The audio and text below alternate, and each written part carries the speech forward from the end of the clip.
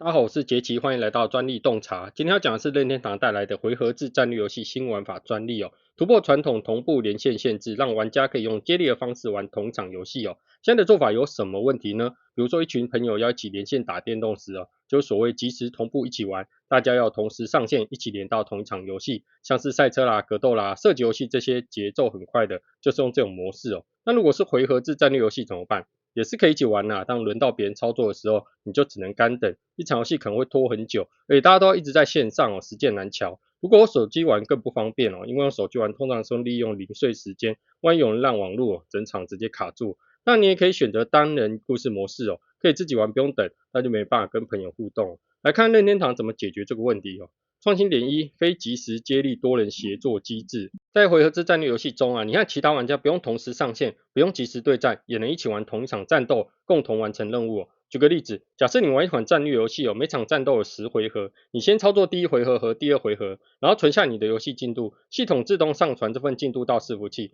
随后别的玩家可以从你的进度接着第3回合开始玩，如此一棒接一棒，就像接力赛一样完成整场战斗哦。这样一来，玩家可以自由安排时间参与，还能结合社交，比如留言啊、角色借用啊与策略、角色养成。不过碰到不熟的玩家，不知道进度会不会被恶搞哦。创新点二，动态增援点与限制式部署机制哦。在战略类游戏中啊，如果玩家一开始就能把最强角色直接丢在最前线啊，那游戏就会变得没挑战、没策略，也不公平哦。这个专利提出一种动态开放、逐步推进的角色部署设计哦。你可以把游戏地图想成一张棋盘，角色只能站在格子上行动哦。这个专利中，增援点是地图上的一个特殊格子，要先靠角色走过去占领才会启动哦。可部署区块是以启动的增援点为中心，周围4格能放置新角色的位置哦。举个例子，假设你接手一场战斗而要加入你的角色，如果前人只打到地图中段，那你只能从中段的增援点部署哦。如果前人已经打到敌人堡垒附近并启动了那里的增援点，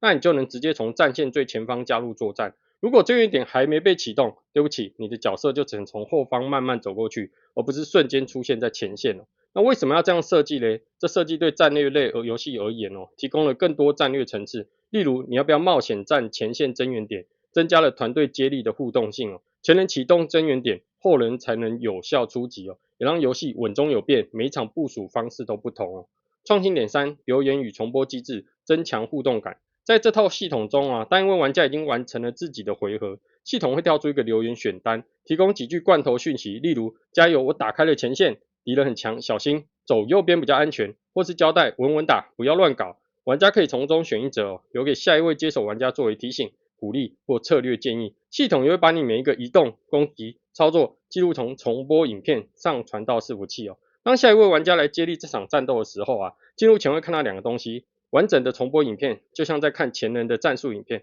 能清楚看到前几回合谁走哪里，打了谁，做了什么决策，以及前人的留言哦。重播完之后会跳出讯息，例如尝试切他中路。虽然这件专利确实解决回合制战略类游戏可以不用同时上线也能达到互动、社交目的的愿景哦，但感觉这件专利是任天堂的一次新玩法的专利布局尝试哦，因为本身就是非即时互动，在折中之下用留言的方式达到的互动效果，其实互动很有限哦。而且如果玩家 A 下线后啊，玩家 B 一直没有上线来接手，那游戏进度是不是只能停在那边？最后，这样的非即时接力型玩法很少见哦，一开始可能要花很多时间来教育市场，让大家认同这样的玩法哦。好啦，这篇专利的内容就讲到这边，有其他想法欢迎在留言区留言哦。我是杰奇，解析专利带你秒懂创意，谢谢你看到最后，我们下次见，拜。